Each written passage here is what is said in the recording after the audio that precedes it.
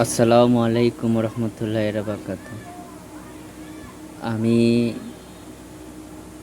একটা জিনিস দেখতেছি যে আপনার ঘরে যদি শত্রু থাকে, বাইরের শত্রু অভাব হয় না। দেখেন, আজকে ইরানের সাথে যুদ্ধ হচ্ছে, আরব কান্ট্রিগুলা সহযোগিতা করতেছে।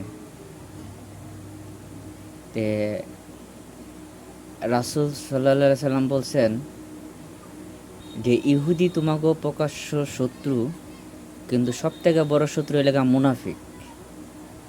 আরব কান্ট্রিগুলা ওরা এলাকা মুনাফিক। ওরা ইসলাম যে জিনিসটা ওরা সেটা বিশ্বাস মনে হয় না করে। যদি ইসলাম বিশ্বাস করতো তাহলে ইহুদি খ্রিস্টানদের সাথে হাত মিলাইয়া মুসলমানের উপরে আঘাত করতো না এবং কি মুসলমান মারতো না।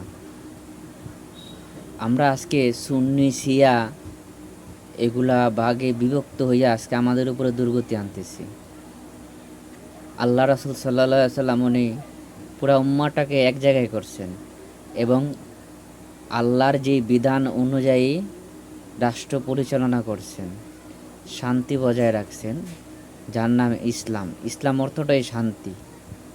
আর ইহুদি খ্রিস্টানরা ওরা বলতেছে আমরা শান্তি চাই, আসলে শান্তি চায় না, ওরাই অশান্তি চায়। আল্লাহ পাক কোরআনের ভিতরে বলছেন যে তোমরা যেটাকে শান্তি বলতেছো সেটা শান্তি নয়, মূল শান্তিটাই যে কোনো হানাহানি নেই, কোনো মারামারি নেই, ওরা শান্তির নামে অশান্তি সৃষ্টি করতেছে। আল্লাহ বলছেন একটা, ওরা করে আরেকটা। আর সব থেকে খারাপ লাগলো যে আমাদের মুসলমানদের ভিতরে মুনাফিকি জিনিসটা, আরব কান্ট্রিগুলা মুনাফিক। ওরা ভাই হইয়া ভাইয়ের উপরে আঘাত করে।